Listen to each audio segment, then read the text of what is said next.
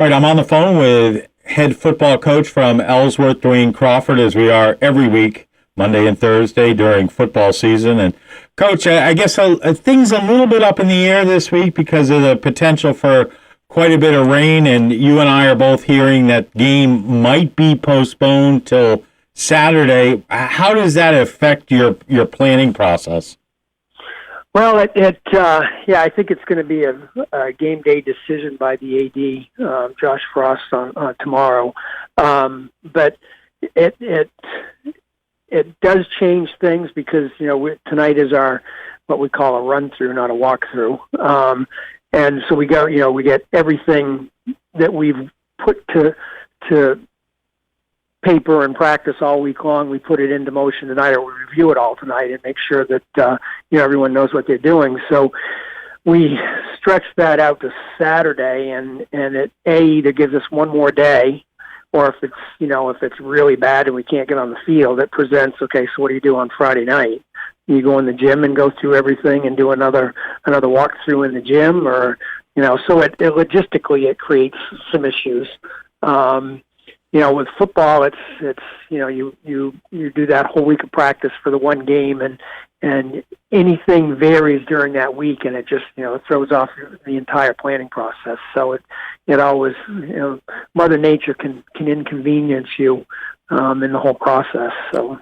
Well, it's hard to believe. I mean, and I would think that the ground would be able to absorb quite a bit of the water, as dry as everything is.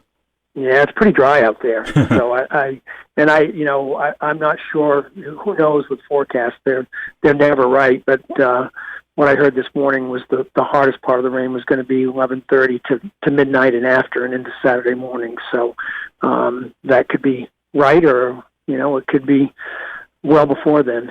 So regardless whether you play on Friday night or Saturday night, the field's going to be wet. It is, yeah. So ball security is certainly a key, especially against a team like MCI. Yeah, definitely ball security, and and regardless, it's high school football, and watching some of the college games last week, there was a couple of games that were played in absolute deluges, and they had a hard time hanging onto the ball. So. It just happens. The ball becomes slippery, and even if you interchange balls, it's impossible to keep them dry. So it's definitely a big factor in the game. A wet field, though, I mean that could help you against MCI. Yeah, I mean it definitely slows the game down. Everything gets slower, and typically when you're playing stronger teams, it's a benefit. So it's We just as soon go out and play in the rain and the mud, and that's what football is. It's part of the game.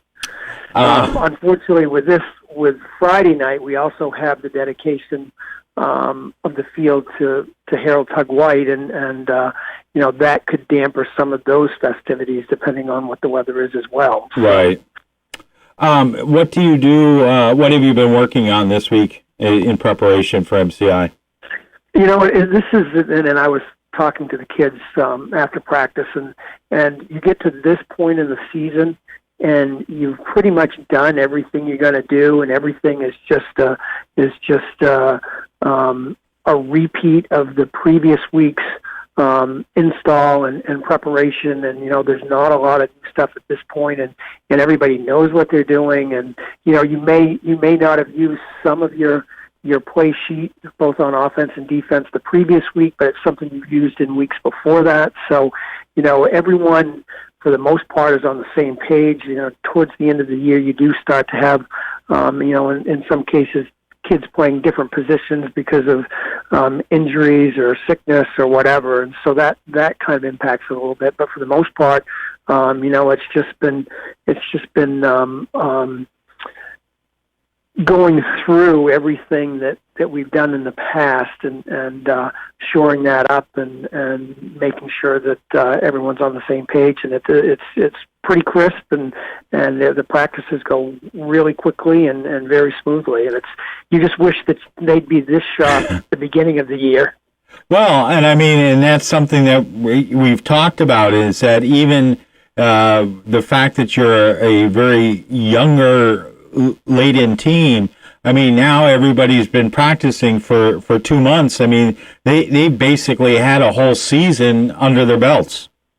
Yeah, it is. And, different keys, whether it's on offense or defense, the pass routes out of various formations or our defensive looks, they all have things they key off them, and they have it down. I mean, they know what they're doing. So it's not a matter of execution, I don't believe, at this point. It's more a matter of your opponents and whether they're bigger, stronger, faster, and the whole physicality of the game. So I'm pleased with what the kids have done, and they look good out there on the field. Of course, everyone looks good in practice, but you can tell, definitely during the season at different times, there were some frustrating practices because you'd go through things over and over and over again, and they still weren't getting it down, and practices were slow and, making mistakes. And the last 3 or 4 weeks have been pretty smooth and crisp. So it's finally started to all come together, and which is nice because a lot of this will be back next year. A lot of the players will be back, and it's the same scheme for the most part. So they should be able to pick it up right where we left off. After about 10 weeks, you do have lots of bruises and bumps and ouchies and oohies. What's the health of the team? We're all good. There's a few things here and there, little tweaks and fingers that are sprained and sore knees and some bumps and bruises. But other than that, everyone's in good health. Excellent. All right. Well, good luck. Hopefully the game will get played Friday night. If not, we will have the latest on postponements on our website at WDEA.am. And we look forward to chatting with you on Monday. Hey, thanks, Chris.